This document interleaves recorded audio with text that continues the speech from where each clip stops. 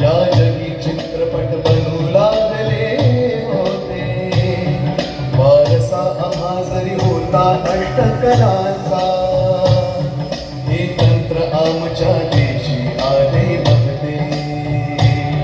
पण करुणी ठाम निर्धार योगी वृत्तीने, भारती ऋषींनी खडतर व्रत आचरले.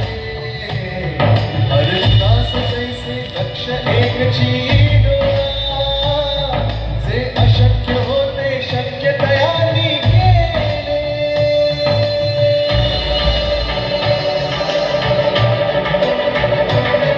मग कथा घेऊनी हरिश्चंद्र राजाची, या चित्रसृष्टीचे पहिले पाऊल पडले.